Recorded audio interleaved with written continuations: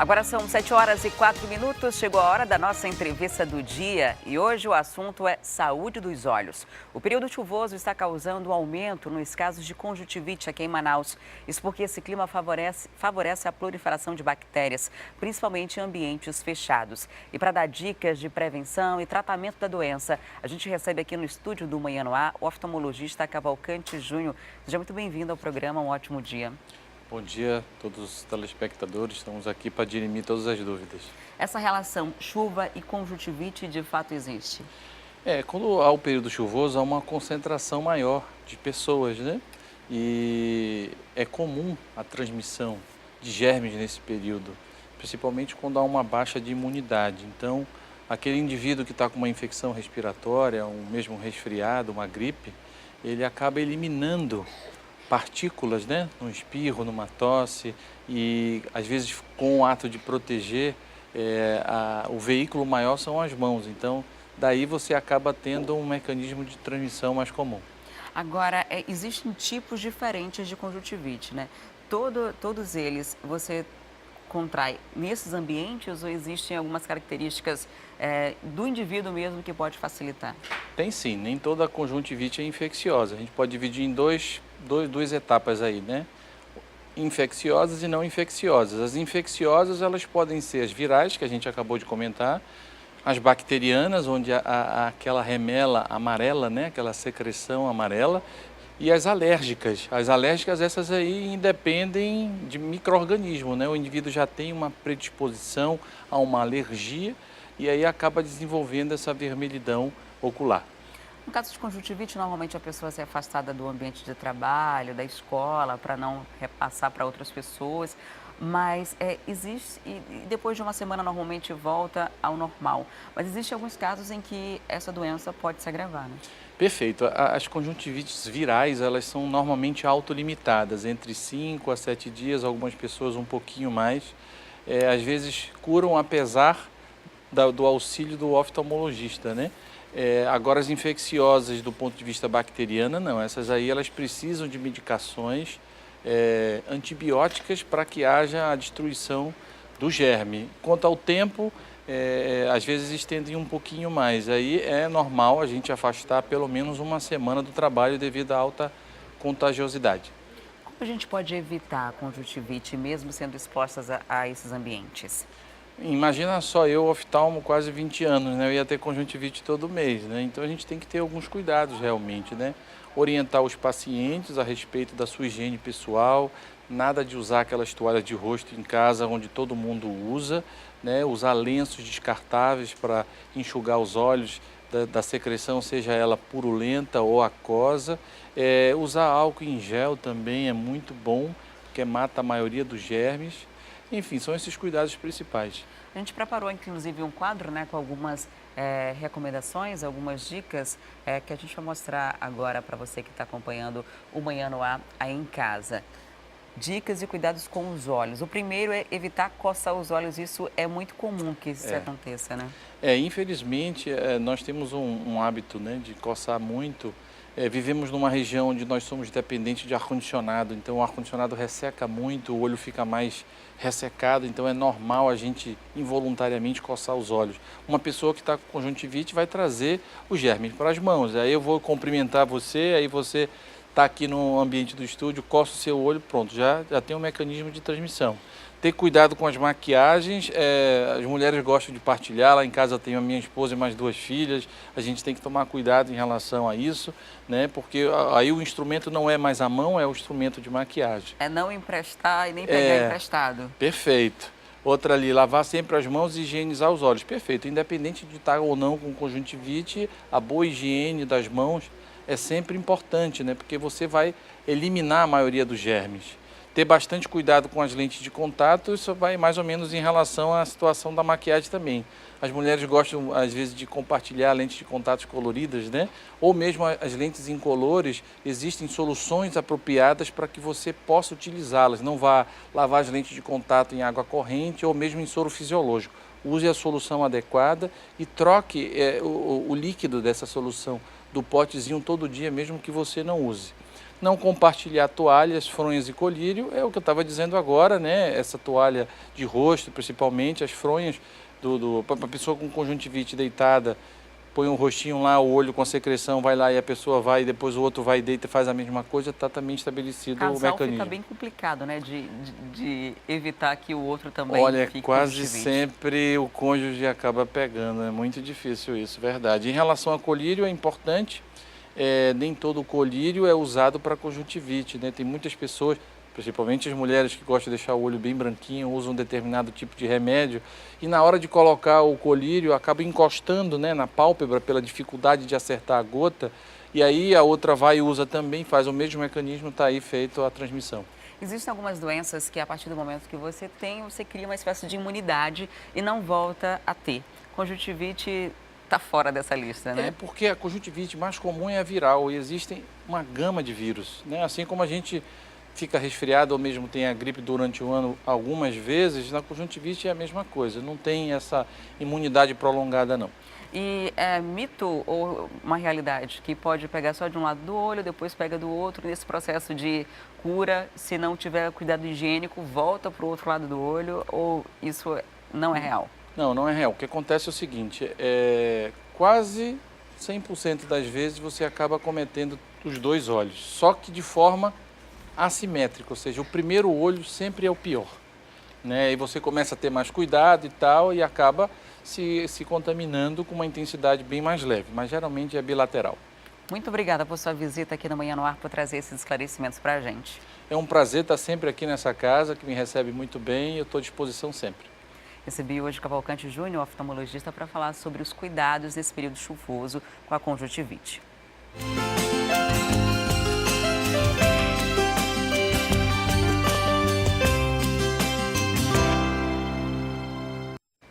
E agora uma pergunta voltada para as mulheres. Você costuma sentir muitas dores durante o período menstrual ou geralmente passa por isso com facilidade? No quadro Mais Saúde de hoje, a gente vai mostrar até que ponto esses sintomas podem ser considerados normais ou fora do comum. A maioria das mulheres tem a mesma queixa de Marcela. Tensão pré-menstrual para a maioria das mulheres é a mesma coisa. Todos os meses é a mesma história. A cólica que Marcela sente só é controlada com a ajuda de anticoncepcionais e chás. A casa dela tem até uma hortinha. É daqui que ela prepara os remédios caseiros que auxiliam a levar uma vida normal durante o ciclo menstrual. Apesar de serem muitas modificações, 3 atitudes diferentes, anticoncepcional, o chá, o remédio, eu realmente melhorei bastante. Agora antecipo a dor, tomo antes e consigo fazer todas as minhas atividades normalmente. E muita gente faz como Marcela, procura remédios mais naturais. A japonesa tem essa barraquinha no mercado Adolfo Lisboa há quase 40 anos. E as ervas que melhoram os sintomas da cólica estão na lista das mais procuradas por aqui. Uma delas é a salva de marajó, né? Salva de marajó é muito bom para cólica. Que é o quê? Faz um chá? É para fazer o chá e pode misturar junto com um pouco de elixir parigórico. Acaba com a cólica menstrual. O poejo também é muito bom, é outro indicado, né, para cólica menstrual.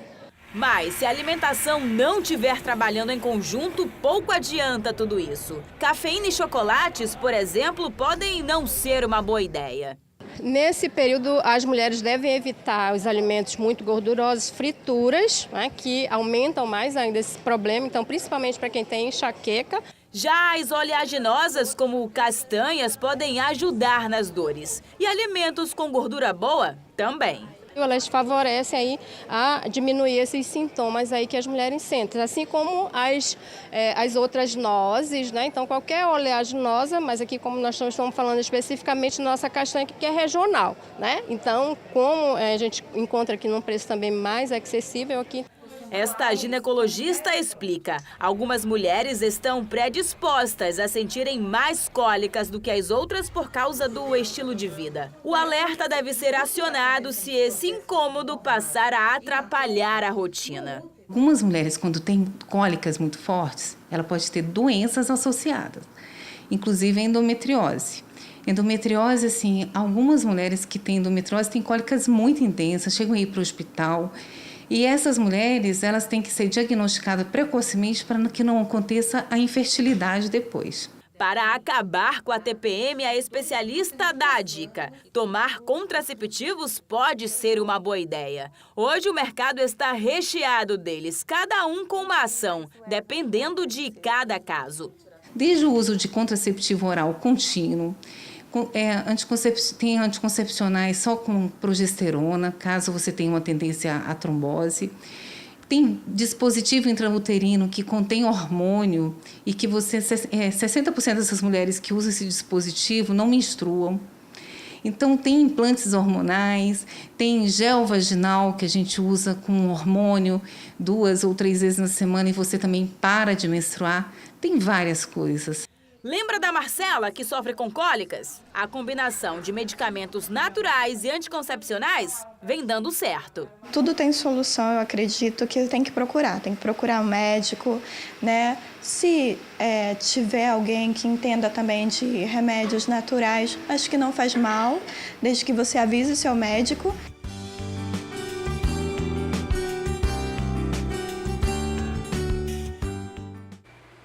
E nós vamos continuar falando desse assunto tão complicado para a maioria das mulheres na extensão do Manhã no Ar, exclusiva para a internet no aplicativo Acrítica Play. Se você ainda não tem, baixa, está disponível para os sistemas Android e iOS. E agora tem informações ao vivo com a Thea Morel, que está lá na Delegacia Geral. A Thea vai trazer informações sobre a operação da Polícia Civil que está acontecendo nesse exato momento. Olá, Thea.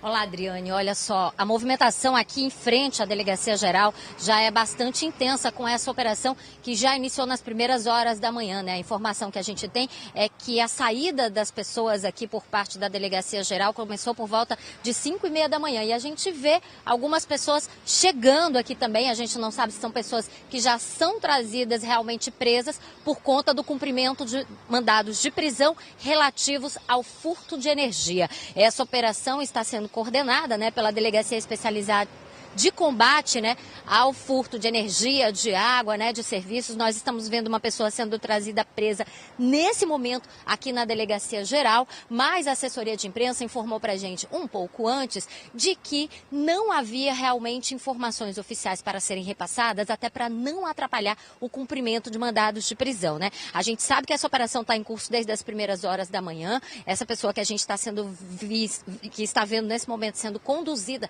aqui para dentro da Delegacia Geral, certamente tem algum tipo de envolvimento com isso. Pode ser também outra operação, né, Adriane? Mas a gente sabe que esse caso, né, de furto de energia é realmente um caso muito grave na nossa cidade. Só para vocês terem uma ideia, em agosto do ano passado, a Eletrobras Amazonas Energia divulgou aí dados que davam conta de que mais de 25 mil ocorrências haviam sido registradas na cidade. Ocorrências realmente de ligações irregulares do furto de energia elétrica aqui na nossa cidade. Foram mais de 5 mil flagrantes feitos só no ano passado. Hoje, essa operação foi iniciada pela Delegacia Especializada de Combate ao Furto de Serviços e também com o apoio da Delegacia de Combate ao Crime Organizado. As informações não estão sendo repassadas com detalhes ainda, porque os mandados ainda estão sendo cumpridos e, portanto, não existe aí muitas informações, porque isso pode atrapalhar o cumprimento dos mandados. O que a gente percebe aqui na Delegacia Geral realmente é uma movimentação muito intensa de carros da Polícia Civil. A gente acabou de ver uma pessoa que foi conduzida, né, para dentro da Delegacia Geral, provavelmente presa em cumprimento de mandado de prisão dessa operação, que ainda não teve o nome também revelado, né, pela equipe da assessoria, né? Eles estão trazendo as pessoas para cá. Existe a previsão de que ainda na manhã de hoje eles possam dar mais informações sobre o cumprimento desses mandados, dizer quantos estavam previstos e principalmente, né, quantas pessoas foram presas a partir do momento em que essa operação foi deflagrada. Adriane. Tem as informações iniciais são que são 20 mandados de busca e apreensão, só que quando você chega no local e identifica que há de fato um furto de energia, essa pessoa vai ser presa, porque ela vai ser presa em flagrante por estar cometendo esse crime. Muita gente acaba achando que não é um crime, que é normal, que a energia está cara demais, que tem que fazer isso, mas esse problema, quem comete o furto de energia, ele está roubando a empresa e ele está prejudicando quem paga honestamente a sua energia. Porque na hora de calcular o valor da tarifa de energia elétrica, eles calculam essas perdas. E o percentual de perda por furto é muito grande. Então, todo mundo acaba pagando essa conta. O prejuízo acaba sendo de todos nós, né? Sim. Sim, com certeza, Adriane. É um furto, um prejuízo muito grande para toda a sociedade. Como você disse mesmo, são 20 mandados de busca e apreensão. O que eu pude observar, por exemplo, nessa pessoa que acabou de ser conduzida aqui para a Delegacia Geral, é que os agentes, os investigadores, também estavam levando alguns materiais, como se fossem malas de ferramentas. Então, se foi o cumprimento de um mandado de busca e apreensão por conta de ferramentas que são utilizadas para ligações clandestinas, né? Isso é uma especulação. Não estou dizendo que essa é uma informação inicial, mas é pelo que a gente assistiu aqui, né, vendo essa pessoa sendo conduzida para dentro da Delegacia Geral. Se aquilo ali era um material e se aquilo ali era apenas um mandado de busca e apreensão, se a polícia sabe que existe um indício de que aquela pessoa está cometendo algum tipo de irregularidade, é claro que ela vai ser trazida presa aqui em flagrante, né, para prestar esclarecimentos. O furto de energia, o furto, né, de serviços é um crime muito sério. Ele tem até uma pena, Adriane, uma pena que pode variar de 1 a 4 anos de prisão, mas o que a gente observa aqui na nossa cidade é que, como é um crime afiançável, muitas pessoas pagam fiança e acabam saindo da cadeia, muitas vezes até voltam a cometer crimes. A última vez que a gente teve uma grande operação, digamos assim, um grande cumprimento de mandado em relação a isso, por exemplo, foi em dezembro de 2017, quando uma empresa de plásticos em Petrópolis foi autuada em flagrante. A Eletrobras acionou a delegacia especializada porque essa empresa deveria estar com a energia desligada desde 2015. No entanto, a empresa continuava funcionando e o prejuízo estimado, por exemplo, só nesse caso, Adriane, foi de R$1.200.000. Como você mesmo disse, é um prejuízo muito grande. Para mais detalhes dessa operação, a gente vai realmente esperar as informações oficiais, né? O número de quantidades de pessoas presas, se todos os mandados realmente foram cumpridos. Muito pelas informações. E você aí de casa que faz gato, que furta energia elétrica, pode ter certeza que quando for flagrado, a multa é bem alta. Tudo que você não pagou nos últimos anos, meses, vai ser cobrado com juros, correções monetárias e muito mais. E moradores que moram nos residenciais que fazem parte do Prosamin devem ter a documentação de posse do imóvel regularizada. Quem tem mais informações sobre esse assunto é a Amanda Morim, com quem eu converso ao vivo agora. Amanda, conta pra gente como vai funcionar esse atendimento. Vai ser uma espécie de mutirão? Como é que todas essas pessoas vão passar por esse procedimento? Olha só, Adriane, esses moradores, eles precisam ficar atentos no momento de levarem os documentos, viu? CPF, comprovante de residência, que pode ser uma conta de água ou de luz, e também o seu documento de identidade. Essa atualização dos dados vai ocorrer no próprio parque residencial do Prosamin, que fica localizado ali no centro da capital, entre as ruas Leonardo Malcher, Ramos Ferreira, Ipixuna e também Tarumã. O horário de atendimento vai ser a partir das 9 horas da manhã, viu? Essa atualização, Adriane, começou ontem e segue até a próxima segunda-feira. E vai funcionar assim o cronograma, viu? Moradores da quadra 1A, dos blocos 2 até 30, eles serão atendidos hoje, junto com os moradores da quadra 1A, dos blocos 32 a 42. Já na quinta-feira será a vez dos moradores da segunda quadra, do bloco 2B. Depois disso, na segunda-feira será a vez dos moradores do bloco 1B da segunda quadra. É importante enfatizar que eles precisam realizar a atualização desses dados, até porque esse Prosamin, ele foi um dos primeiros inaugurados na capital amazonense em 2007, com 184 apartamentos, ou seja, eles precisam atualizar esses dados e, devido a isso, eles precisam comparecer lá. No próprio local vai ser montado uma sala pela própria secretaria, né, da Implurb, ela vai estar lá e esses dados serão repassados justamente para eles emitirem esse documento imobiliário para esses moradores. Adriana. Muito obrigada, Amanda, pelas informações. E agora são 7h23. Se você começou a acompanhar o Manhã no Ar nesse momento, não tem problema não, porque a gente preparou um resumo das principais notícias até aqui. Confira. A soma das apreensões de drogas feitas nos primeiros dias de 2018 já é 2,5 vezes maior que tudo que foi apreendido durante o mês de janeiro do ano passado. Só o Exército apreendeu mais de 1 tonelada de maconha. De acordo com a Secretaria de Segurança, as polícias civil e militar também reforçam as fiscalizações nas calhas do Rio Solimões e Japurá, principais rotas utilizadas para escoar droga do Peru e da Colômbia. Jovem sofre acidente em ônibus da linha 093 e acusa motorista. Segundo a vítima, o rodoviário estava em alta velocidade durante uma curva e ela acabou caindo e fraturando a coluna. Testemunhas afirmam que ele foi imprudente e não prestou socorro à vítima. A SMTU diz que vai apurar o caso. Diretores do Departamento de Polícia Técnico-Científica pedem exoneração do cargo e denunciam que o departamento não consegue elucidar crimes por falta de recursos, como acontece no desaparecimento de Andressa Castilho, a jovem que desapareceu depois de ir ao presídio visitar o companheiro. A suspeita é de que ela tenha sido morta por um detento, mas apesar de alguns indícios já terem sido coletados, o exame de DNA até agora não saiu. Usuários de transporte coletivo agora podem comprar créditos para o cartão Passa Fácil por meio de transferência bancária ou boleto. No pagamento através do boleto bancário, os créditos levam até 48 horas para cair no cartão Passa Fácil. Agora, na modalidade transferência, pode cair no mesmo dia.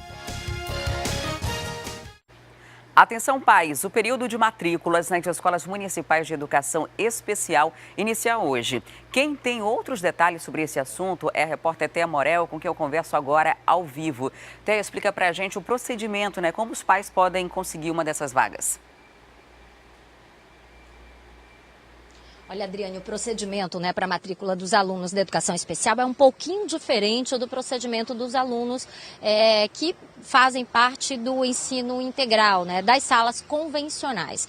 Isso porque os pais que têm alunos especiais, eles precisam passar por uma avaliação. Então, portanto, esses pais, eles têm hoje e amanhã para fazer essa matrícula, mas eles precisam ir até o Centro de Educação Especial da CEMED, principalmente, o Centro Municipal de Educação Especial, que fica na rua Maceió, próximo ao CEMED, Lá você consegue todas as informações no horário de 8 até o meio-dia e de 1 até as 5 da tarde. Por quê? Porque esses pais, eles vão ter que agendar. Isso vale principalmente para os novos alunos, mas esses pais, eles vão ter que agendar uma consulta, uma espécie de consulta, um acompanhamento, onde esse aluno vai ser avaliado, e esse acompanhamento ele é feito por psicólogos, por neurologistas, por pessoas que vão avaliar especificamente qual é o tipo de deficiência, qual é o tipo de atendimento especial que aquela criança precisa. Então, esses pais, ao contrário dos pais que vão apenas matricular, que podem fazer isso pela internet e depois levar a documentação, eles precisam ir até o Centro Municipal de Educação Especial para marcar esses laudos que são muito importantes para que a criança seja realmente encaixada na sala, na série correta, para que ele tenha um melhor aproveitamento do seu ensino e do seu estudo. Os pais que já têm filhos na educação especial, que já têm aí pessoas que fazem parte do ensino público, de 2 em 2 anos, também precisam marcar esse acompanhamento. Então, se o seu filho entrou na escola há 2 anos, você também precisa ir no Centro Municipal de Educação Especial para poder marcar esse acompanhamento. Esse laudo ele é feito a cada 2 anos e a criança novamente é levada e colocada na melhor série, na melhor turma, na melhor escola. Só para vocês terem uma ideia, nós temos alguns centros municipais de educação especial aqui em Manaus. São pelo menos 56 salas que atendem alunos com as mais diversas deficiências. Deficiência auditiva, deficiência visual, algum tipo de deficiência mental, enfim, hidrocefalia. Todo mundo que precisa de atendimento especial, todo aluno que precisa, ele tem que passar por essa avaliação, até porque, apesar de ter algumas salas que sejam adaptadas dentro do ensino convencional, o ideal é que ele seja colocado realmente em uma sala onde o aproveitamento dele seja o melhor possível. Então, para os pais, eu vou repetir mais uma vez, essa matrícula de novos alunos hoje e amanhã no Centro Municipal de Educação Especial, que fica na rua Maceió, bem próximo do complexo da CEMED. O atendimento, a marcação aí desse laudo, desse procedimento pelo qual o aluno vai ter que passar, ele acontece de 8 ao meio-dia e de 1 até às 5 da tarde. Para os alunos antigos, a cada 2 anos também é preciso fazer essa marcação, então os pais precisam ir lá também. Obrigada, Thea, pelos detalhes.